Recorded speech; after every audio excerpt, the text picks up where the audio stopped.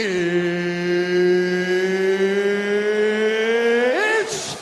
time! What's up, you guys? We got UFC 314 Volkanovski vs Lopes full card recap, in which this weekend's fight card was absolutely fantastic. There was a ton of great fights, a lot of finishes, from knockouts to submissions to even some decisions that I didn't see happening. But we're going to go ahead and recap this entire card, so let's go ahead and jump right into it with the first bout of the night being Nora Cornolle versus Hailey Cowan, in which I had Nora Cornolle to beat Hailey Cowan. I thought she was going to do it via decision, but she ends up getting it done via submission in the second round via a rear naked choke, and it was fantastic. After facing early adversity from the side of Hailey Cowan because of the fact that she was taken down early, she was maintained early, she was not able to get up. Hailey was able to control her, able to pepper her with shots, and able to keep her down the entire first round. It was a dominant performance for the side of Hailey Cowan. And then second round comes, and there's a little bit of a shift in tides to where Nora Cornolle starts finding some success not only in the striking department but also in the grappling department, out grappling Hailey Cowan, out transitioning her, and then ultimately finding the submission on her in the second round, again via rear naked choke. It was absolutely phenomenal. Her transition, her grappling in the second round changed fully. You could see her getting the better of Hailey Cowan and ultimately locking in the rear naked choke submission for the second round finish. And if you rode with me on Nora Cornolle, I had her over Hailey Cowan. I thought she was going to win a very close tit for tat back and forth fight between Hailey Cowan, but ultimately she found an opening and ultimately exploited it to the best and got the submission finish in the second round via rear naked choke. Good shit if you rode with me on the Nora Cornolle side.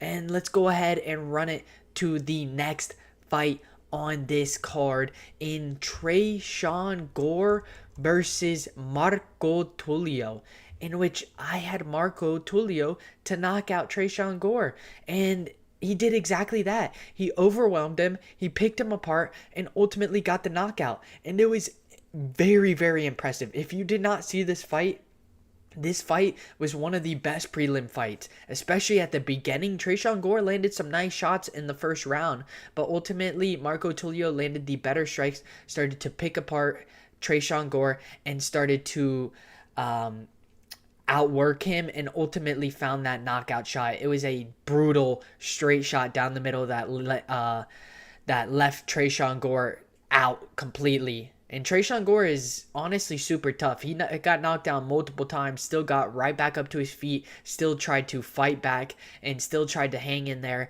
But ultimately, Marco Tulio is a stellar striker with phenomenal skills and got rid of Tresean Gore in devastating fashion via second round knockout.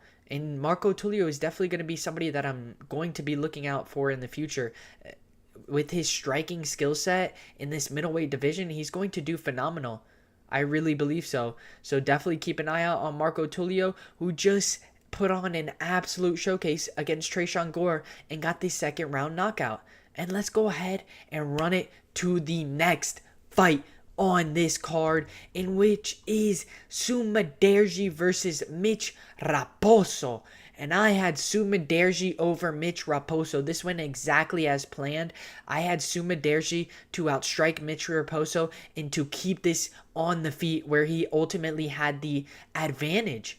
And that's exactly what happened. Sumudaerji, though facing adversity again in the first round, he overcame it. Mitch Raposo landing some nice takedowns and garnering some control time in the first round, but ultimately couldn't do any of that after the first round. He was then outstruck, outgrappled, and ultimately outfought, to be completely honest. Sumudaerji was able to pick him apart, able to maintain that distance, able to keep him at the ends of his punches, and ultimately got the better of him.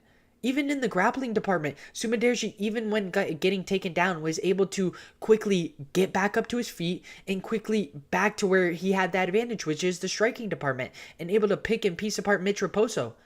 Something that Mitch Raposo was kind of lacking in is the striking department. He wasn't able to close that distance. Yes, he was able to land some takedowns, but what did he do with them? Nothing. He wasn't able to keep Sumudaerji down, especially after the half of the second round. You could definitely tell as soon as Sumudaerji was getting up, you could see it in Mitch Raposo's face. He was kind of feeling it, or you could see it was wearing on him. So I could kind of tell Sumudaerji was going to start turning up, in which he did. He ended up out-striking, out-grappling, and outworking a Mitch Raposo for the split decision win, 29-28. And honestly, Sumudaerji kind of shocked me a little bit with the grappling side of things, because Mitch Raposo was relentless with the takedowns. But again, Sumudaerji with that long frame, it really helped him to stay up, and he ultimately kept it where he had that advantage, which was the striking department, and got the win over a tough, gritty prospect in Mitch Raposo via split decision, 29-28. And if you roll with me on the Sumudaerji pick, I told you, striker Sumudaerji gets it done. But let's go ahead and run it to the next fight on this card. In the lock of the week, Michał Oleksiejczuk versus Sedriques Dumas. And I couldn't have said this anymore. Michał Oleksiejczuk was the lock of the week. His knockout prop, I had it as a lock of the week as well, sitting at a plus 135, and I believe Oleksiejczuk was a negative 185 when I mentioned it. He was a absolute lock. I mean, he dusted Sedriques Dumas. Dumas was not able to even really land on him whatsoever. His striking was awful. Michał was able to pressure him, keep that high guard, and just walk him down and just pepper him with shots. And Sedriques just could not do anything, and eventually got caught, got dropped, and got finished by Michał Oleksiejczuk. Boom!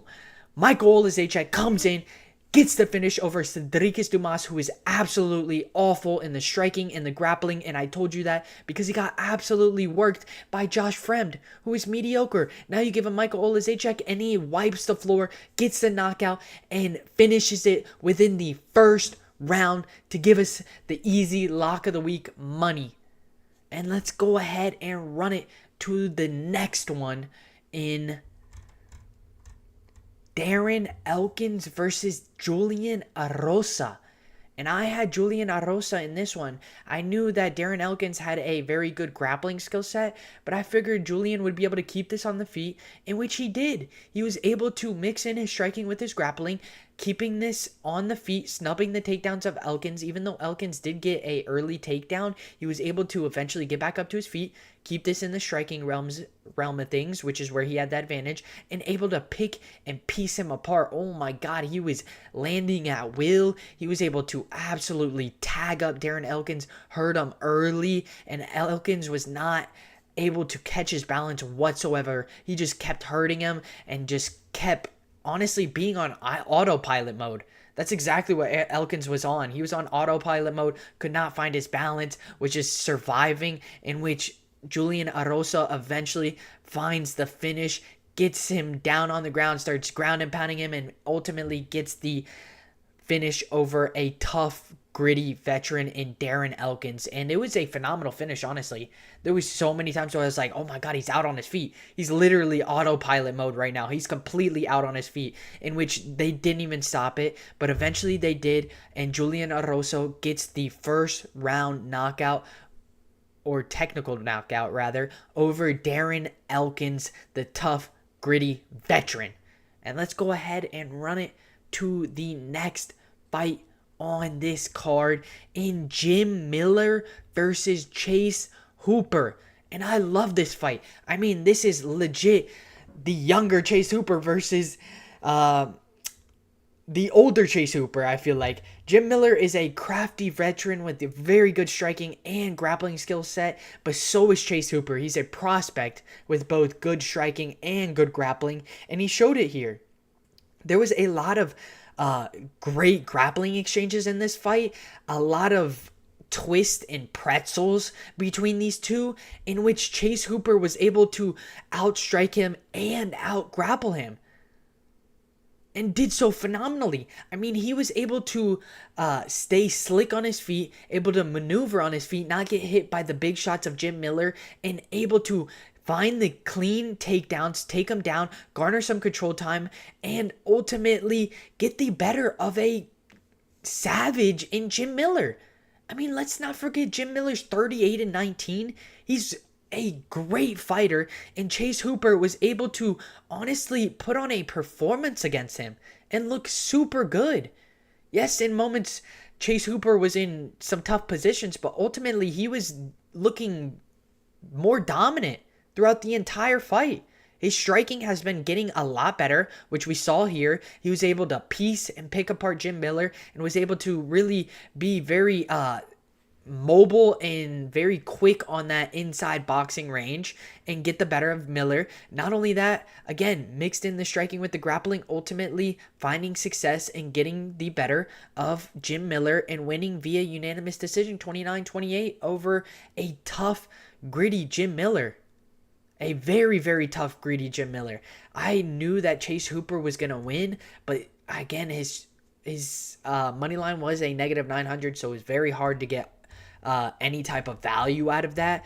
But I did figure Chase Hooper would win. I knew it would be either submission or decision. I ultimately went with decision, and he ends up winning it via decision against a veteran in the game in Jim Miller.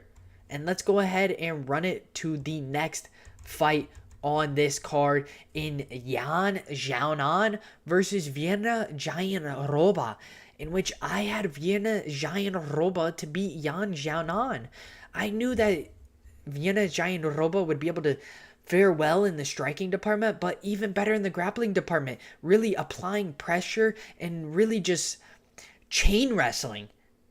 Because that's exactly what she does. She tends to chain wrestle. She tends to apply that pressure very, very early and keep it throughout the fight. And that's exactly what she did here against Yan Xiaonan, in which Yan Xiaonan early was able to find success in snubbing the takedowns a couple of times, but ultimately, with the relentless pressure of Vienna Jayanroba, she eventually got her down and was able to maintain control of her and was able to land some nice ground and pound from top position. A couple of times she even transitioned into some submissions and was nearly close to locking in those submissions. But ultimately, time was not on her side and the first round ends. But it was a dominant performance from the side of Vienna Jayanroba in the first round. Then come the second round, again, dominant performance for the side of Jayanroba. She was able to easily get Yan Xiaonan down this second round, was able to maintain her throughout the second round a long time, and was able to advance positions and almost land another tricky submission. There was multiple times that Vienna Jayanroba was close to landing a submission time and time again against Yan Xiaonan, and Yan was not able to even get up from the grasp of Jayanroba. Jayanroba has some serious control and some serious pressure over her opponents, in which she absolutely put on a clinic here, out grappling, out dogging a Yan Xiaonan, not letting her get up, applying that pressure throughout the entire fight, being super relentless with her takedowns, and ultimately gets the decision win over Yan Xiaonan 30-27. In which I had Vienna Jayanroba. I knew that eventually she would get the takedowns, and Yan Xiaonan, her ability to get up is terrible. Like, she has good defense when she is being taken down, but as soon as you get her down to the ground, she is terrible at getting back up to her feet, in which Vienna Jayanroba fully exploited that side of things and got the decision win 30-27 in dominant fashion over a very talented Yan Xiaonan. And let's go ahead and run it to the next fight on this card in the featured prelim in Dan Ige versus Sean Woodson. And this one was a super interesting one because Dan Ige and Sean Woodson had a early stoppage. A very early stoppage. Dan Ige tagged Sean Woodson. I'm not saying he didn't tag him. I'm not saying he didn't pour it on there late in the third round. He was landing some nice hammer fists. But Sean Woodson was definitely getting up. And there was no, like, dip of the head, nothing like that. He was getting up. He was working his way back to his feet before ultimately getting called off by the ref. in which that was a terrible stoppage. You cannot tell me that wasn't a terrible stoppage. He did not look out in any way, shape, or form. He actually looked like he was getting back up to his feet to start striking again before ultimately getting called off by the ref. A absolute atrocious stoppage by the referee. But let's go ahead and get back to the great performance from the side of Dan Ige. It's not like you can say anything bad about him. He put on an absolute great performance. He was striking just alongside with Sean Woodson. It was a very tit for tat, back and forth fight in which Sean Woodson, in my books, was doing a little bit better. Yes, he wasn't landing the most powerful strikes, but he was landing some nice inside hooks and was out voluming Dan Ige, in which the judges did see it differently than me. I kind of saw it as Sean Woodson maybe 1-1 over Dan Ige because Dan Ige did tag him in the first. So I thought Dan Ige took first, Sean Woodson took second, if I'm not mistaken, or maybe I flip-flopped those. But either way, I believe that it was definitely an early stoppage. I think that the ref should have let it go on. But either way, Dan Ige went in there. He performed, and he showed that he is a stellar striker, which we already knew. He was in there. He was taking some shots from Sean Woodson, who was out-voluming him, but he was able to land some nice overhands and land some nice damage, and ultimately, eventually found the knockout shot and got rid of the Sean Woodson in the third round by technical knockout, in which, again, controversial ending, but still got to give props to Dan Ige, who went out there and ended up beating somebody with a 7-inch reach advantage, which is crazy. Dan Ige is that dog. Don't ever sleep on him. And let's go ahead and run it to the next fight on this card in Nikita Krylov versus Dominick Reyes.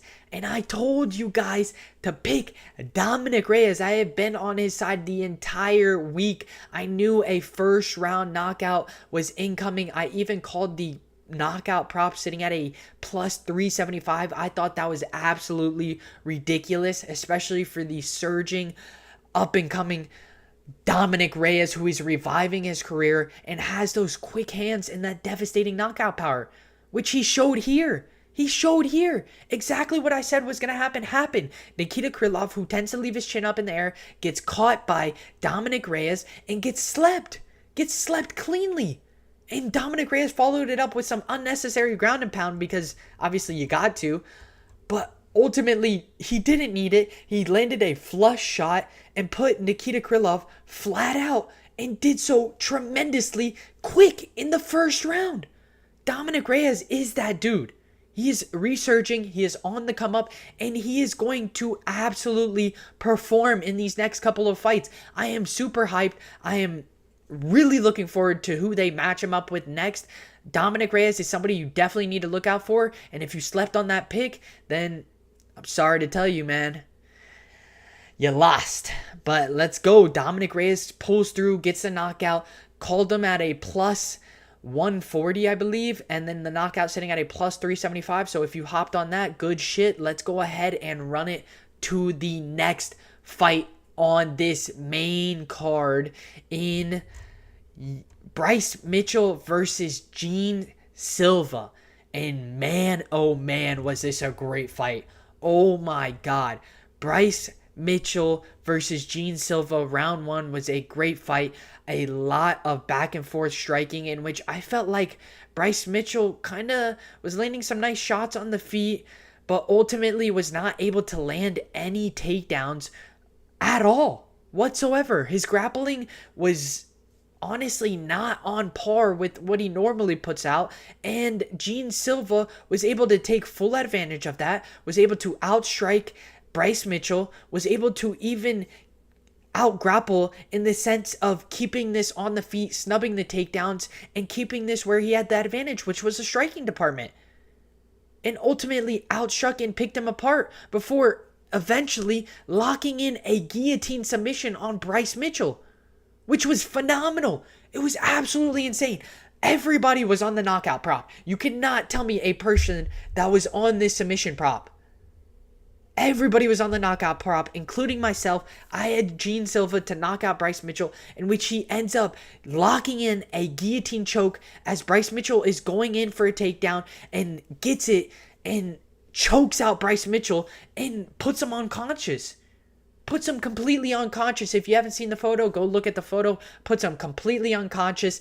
And it was absolutely, honestly, tremendous. Because Gene Silva, I did not see a submission coming whatsoever, in which he surprises us all, locks in the round 2 guillotine submission, and finishes Bryce Mitchell once and for all, in which many people were kind of 50-50 on this fight, because this was really a striker versus grappler, in which I picked Gene Silva because I knew his grappling would be able to hold up defensively to keep this on the feet where he had the advantage, and he took full advantage, eventually locking in the submission with the guillotine choke.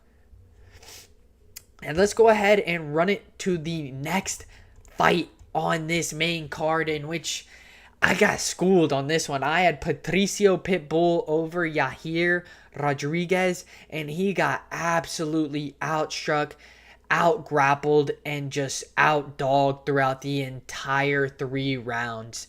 I mean, Patricio was not able to really close that distance. He was looking very slow and sluggish, and was just, again, not able to close that gap, and just got picked and pieced apart by a Yair Rodriguez. And I mean, there's no other way to put it. Yair was looking phenomenal. His kicks were looking on par. His kicks were sharp, quick, and snappy. He was able to also let the hands fly. I was actually pretty impressed with his ability to mix in his hands with his punches with his kicks, is what I'm trying to say, and get the better of Patricio.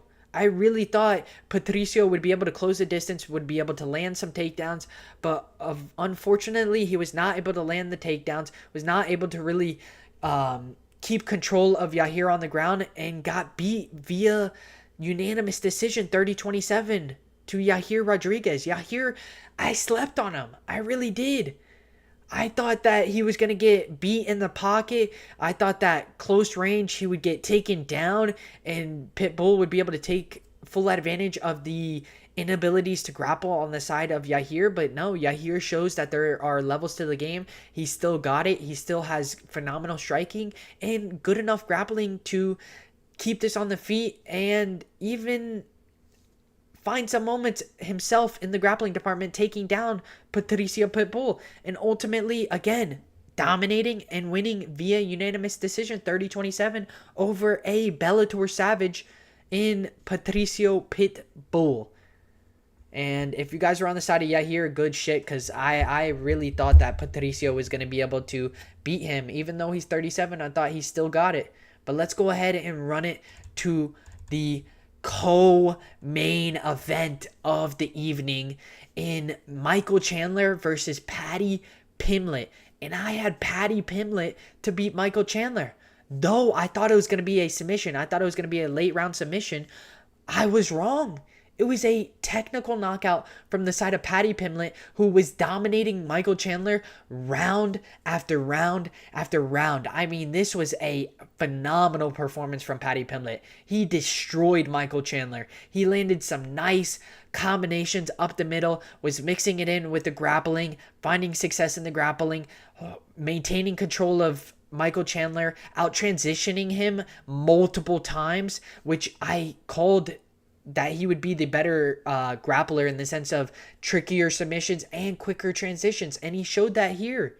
He looked absolutely phenomenal. Every time Michael Chandler was able to try and scramble, he was still right on the back of Michael Chandler, transitioning, beating him to the punch, and just out grappling him and out striking him, and ultimately landed a nasty knee that rocked Michael Chandler in the 3rd round, had a nasty slit right below his eye, and then started landing some nice 1-2s down the middle, mixing in some elbows before eventually ground and pounding him, getting the technical knockout finish, and doing so in devastating fashion. I mean, Michael Chandler was all bloodied up. The elbows from Paddy Pimblett was slicing and dicing, not to mention the knee up the middle that happened before that was absolutely picture perfect, and Paddy Pimblett looked like a prospect that was just unstoppable.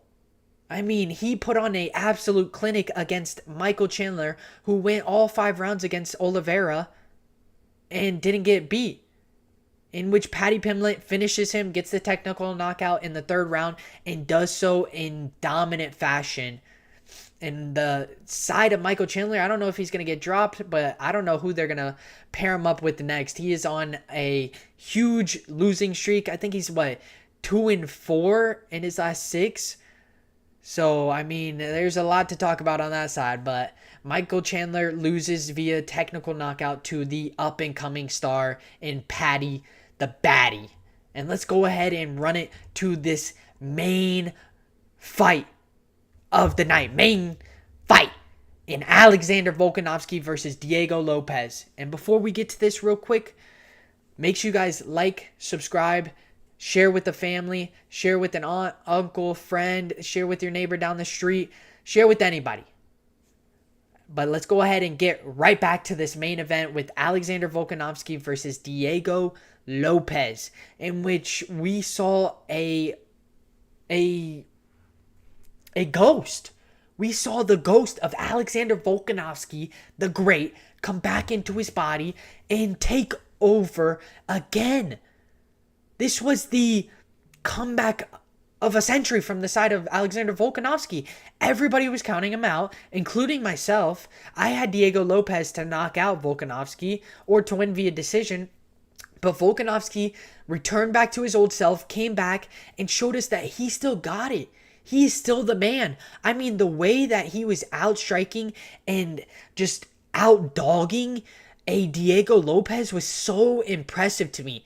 He was sitting in the pocket, slugging it out with him. Yes, a couple of times he got caught, including the second round where I believe Diego Lopes took it. But other than that, it was all Volkanovski, in my personal opinion. But again, Volkanovski was able to stick and poke, was able to really use that jab to the best of his ability, use it to kind of maintain that distance on Diego Lopes, and use it to gauge his right hand, and ultimately outstruck and pick apart Diego Lopes over the entire 5 rounds. I mean, he was outstriking him every single round. The only reason Diego Lopes got the second round is because he got the cut open on Volkanovski and the knockdown. Or the near knockdown, rather. In which Volkanovski was able to just put on a absolute clinic, show that there are levels and that he still got it and that he can still fight amongst the best of the best. And he was able to really just slug it out in the pocket with Diego Lopes, able to really pick and piece him apart and ultimately win via unanimous decision 49-46. I was really impressed. I really thought Volk was kind of at the later end of his career, and those knockouts were a lot to deal with, in which he showed that he needed the time to take off, took the time to take off, came back as the old Volk and put on a absolute showcase against Diego Lopes and just outstruck him, outdogged him, and ultimately won via unanimous decision 49-46 in phenomenal fashion. And if you guys haven't, make sure you guys like, subscribe, and I'll catch you guys in the next one. Peace.